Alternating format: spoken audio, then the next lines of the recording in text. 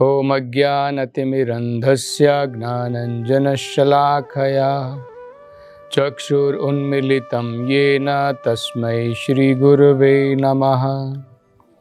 नमो ॐ विष्णुपादाय कृष्णप्रेष्ठाय भूतले श्रीमते भक्तिवेदान्तस्वामिन् इति नामिने।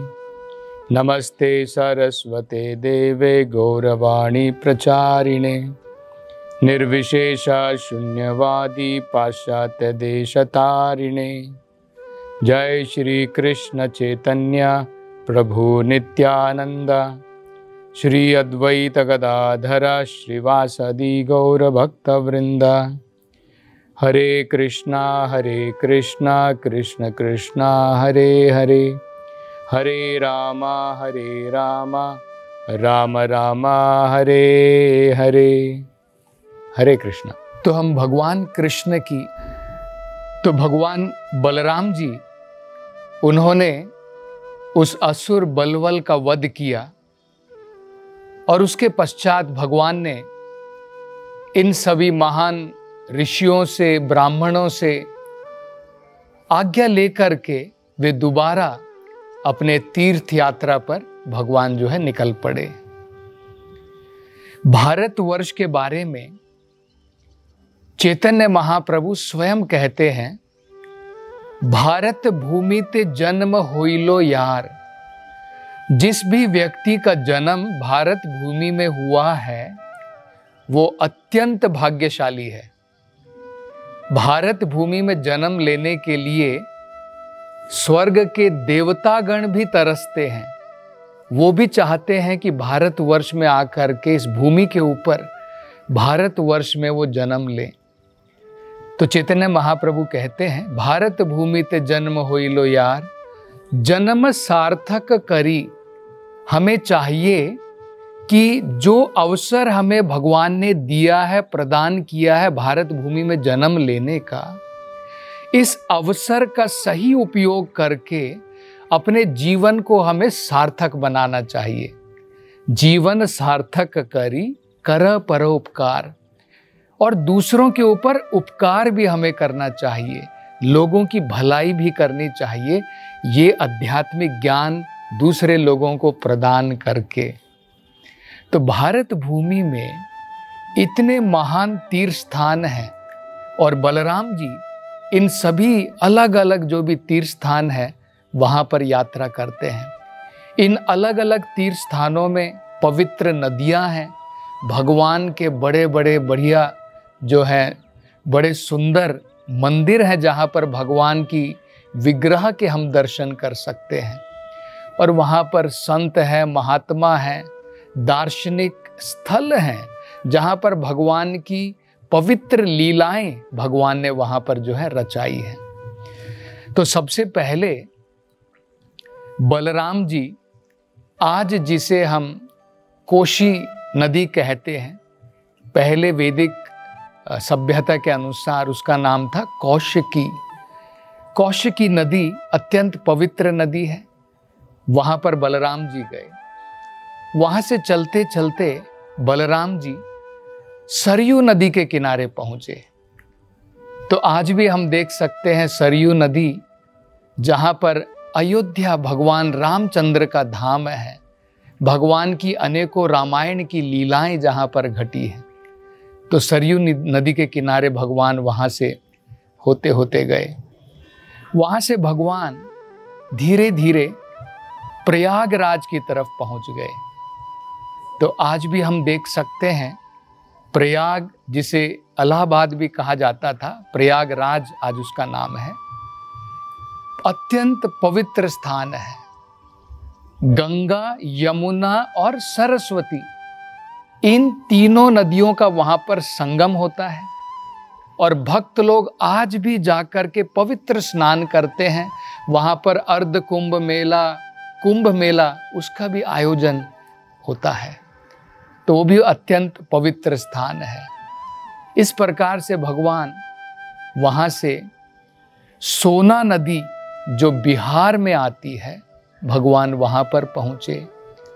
गंडकी नदी, गोमती नदी जो नेपाल में भी आज आती है, बलराम जी वहाँ पर भी पहुँचे। तो बिहार गए, बिहार से भगवान जो है नेपाल की तरफ गए, और नेपाल के बाद में भगवान इस प्रकार से यात्रा करते करते भगवान ने जो है दक्षिण भारत के अंदर में भी जो अनेकों महान पवित्र स्थान हैं, भगवान ने वहाँ पर यात्राएं की। जैसे दक्षिण भारत को पंच द्रविड़ भी कहा जाता है, जिस प्रकार से उत्तर भारत जो है उसे पंचगौड़ कहा जाता है। बंगाल जो है वो पंचगौड़ में आता है। तो बलराम जी पंचगौड़ में भी गए, वहां पर गंगा सागर नाम का स्थान है। जिस प्रकार से प्रयागराज में मेला होता है, उसी प्रकार से गंगा सागर में गंगा सागर का वार्षिक एक बार वहां पर मेला होता है। बड़े बड़े महान साधुगण संतगण उस जगह पर एकत्र होते हैं, और वहाँ पर भगवान की अनेकों प्रकार की जो है जैसे अनेकों प्रकार से, जैसे लोग जाकर के पवित्र स्नान करते हैं, यज्ञ करते हैं, पूजा करते हैं, तो भगवान को याद करने का उन्हें एक प्रकार से अवसर इस प्रकार से प्राप्त होता है। ये बंगाल की खाड़ी की तरफ जो है आता है। पंच द्रविड़ा में अनेकों पवित्र स्थान है। अगर हम देखें दक्षिण भारत, या जिसे पंच द्रविड़ कहा जाता है, एक ऐसा स्थान है जहां पर अनेकों महान आचार्यों ने जन्म लिया है। जैसे अगर हम देखें शंकराचार्य, मध्वाचार्य, रामानुजाचार्य, विष्णु स्वामी, इस प्रकार से अनेकों महान संतों ने इस पंच द्रविड़ में दक्षिण भारत में उन्होंने जो है जन्म लिया है। इसी प्रकार से भगवान जो है वहाँ से महाराष्ट्र में पहुँचे, जहाँ पर आज भी हम देखते हैं पंढरपुर में विट्ठल जी का बड़ा श्रेष्ठ मंदिर है। भगवान जो है वेंकटाचला जो पहाड़ी है, जहाँ पर भगवान वेंकटेश्वर का मंदिर है, जिसे आज तिरुपति बालाजी के नाम से भी जाना जाता है, बलराम जी वहाँ पर भी पहुँचे। वहाँ पर भी जाकर के जो है भगवान की विग्रह के उन्होंने वहाँ पर दर्शन किए। इसी प्रकार से भगवान विष्णु कांची गए, भगवान शिव कांची गए, भगवान सेतु बंधन तक भी गए, जहाँ पर भगवान राम ने भारत से लेकर के श्रीलंका तक, लंका तक जो है रावण की जो लंका थी, वहाँ तक सेतु का निर्माण किया था, सेतु बंधन, उस जगह भी जो है बलराम जी वहाँ पर पहुँचे। तो इस प्रकार से बलराम जी धीरे धीरे होते हुए भारत का जो आज कोना माना जाता है कन्याकुमारी, कन्याकुमारी भी भगवान जो है गए। इसी प्रकार से भगवान जो है अनेकों पवित्र स्थानों की यात्रा करते करते वापस भगवान जो है प्रभास तीर्थ वापस वहाँ पर लौट आए। तो प्रभास तीर्था में जब वापस वहाँ पर लौटे, तो उन्होंने कुछ ब्राह्मणों के द्वारा उनको जो है ये संदेश प्राप्त हुआ कि बहुत सारे जो है योद्धागण, बहुत सारे क्षत्रिय जो है और जो कौरवों के पक्ष में थे खासकर, उन सब का विनाश हुआ है महाभारत के युद्ध के द्वारा। तो महाभारत के युद्ध की घटना घटी और उसमें अनेकों अक्षोणीय सेना जो है उसमें परास्त हो गई, उसमें जो है ध्वस्त हो गई। तो बलराम जी उससे काफी संतुष्ट थे। बलराम जी क्यों संतुष्ट थे? क्योंकि ये जो आसुरिक सेना थी, जब हम धरती के ऊपर आसुरिक सेना बढ़ा देते हैं तो धरती का भार बढ़ जाता है। धरती के ऊपर हो सकता है बड़े समुद्र क्यों ना हो, पर्वत क्यों ना हो, लेकिन फिर भी उनका भार धरती सहन कर लेती है। लेकिन जब धरती के ऊपर इस प्रकार की आसुरिक सेनाओं का भार बढ़ जाता है, जैसे हमने पहले भी देखा कंस जैसे असुर थे, तो जब उनका विनाश होता है तब धरती का भार जो है हल्का हो जाता है। तो इसलिए बलराम जी काफी संतुष्ट थे और उन्हें पता लगा कि लेकिन अभी भी जो है पांडवों और कौरवों के बीच में अभी भी युद्ध जो है चल रहा है। तो बलराम जी फिर वहां पर जाकर के हस्तिनापुर पहुंच गए। जब बलराम जी वहां पर हस्तिनापुर में पहुंचे तो वहां पर कृष्ण भी थे, युधिष्ठिर महाराज थे, नकुल थे, सहदेव थे, अर्जुन थे। सबने भगवान बलराम जी का जो है स्वागत किया, उनको प्रणाम किया।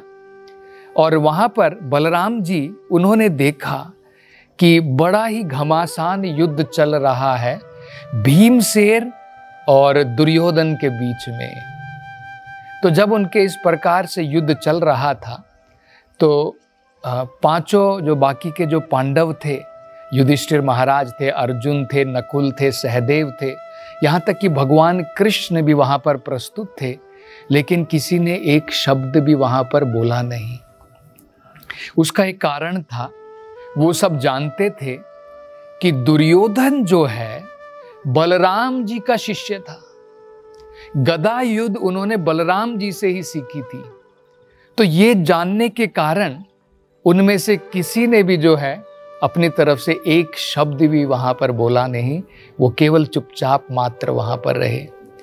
तो बलराम जी जब उन्होंने देखा कि दुर्योधन और भीमसेन जो है इस प्रकार से गदा युद्ध में लगे हुए हैं और वो किस प्रकार का गदा युद्ध लड़ रहे थे, उसमें भी जो है भागवतम में उसका वर्णन किया है कि जैसे एक स्टेज के ऊपर जो नाट्यकर्ता होते हैं, तो मान लीजिए किस प्रकार से वो एक नृत्य करते हैं।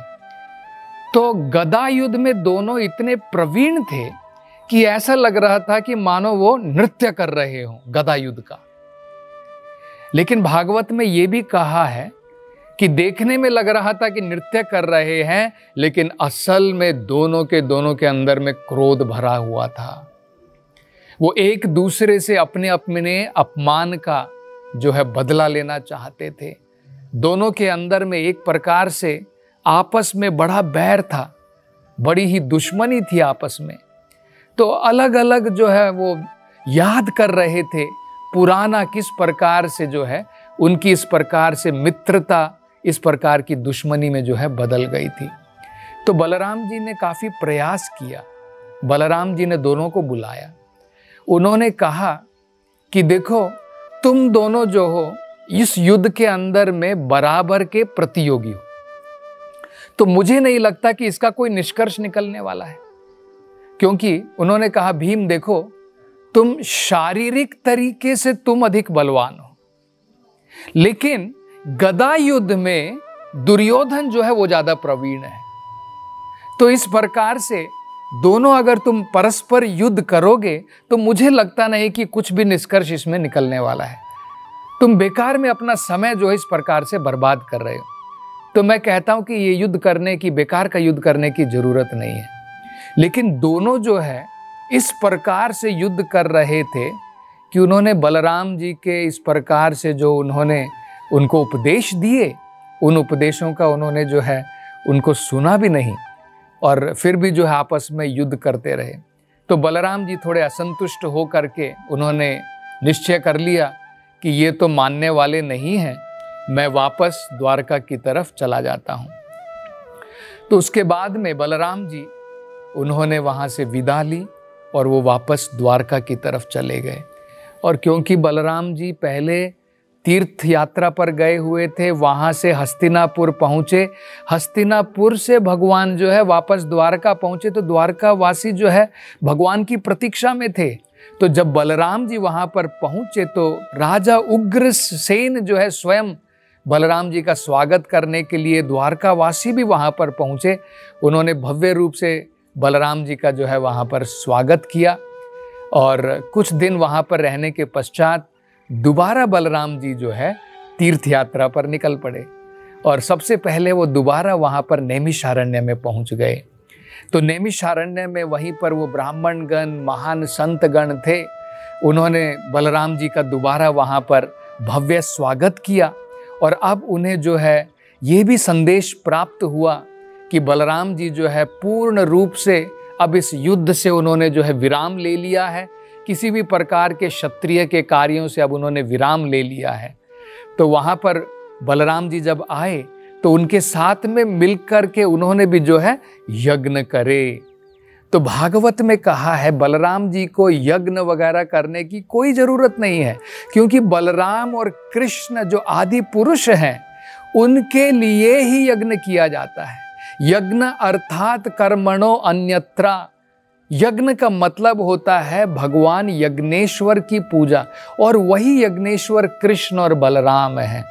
तो भगवान बलराम को ये सब करने की कोई आवश्यकता नहीं है, लेकिन लोगों की भलाई के लिए, लोगों के लिए एक प्रकार से उदाहरण स्थापित करने के लिए कि हमें अपने जीवन के अंदर में किस प्रकार से आध्यात्मिकता में प्रगति करनी चाहिए, उन्होंने इस प्रकार का कार्य किया।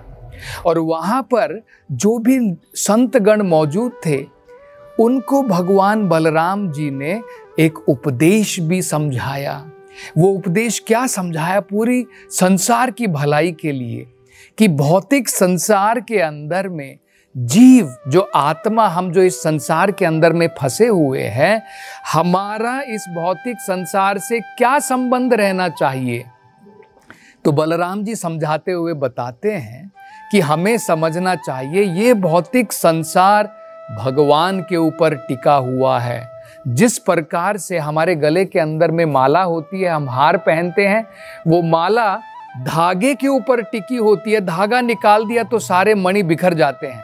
इसी प्रकार से सारा भौतिक संसार जो है भगवान की शक्तियों के ऊपर टिका है, और भगवान परमात्मा के रूप में सबके हृदय में विराजमान है।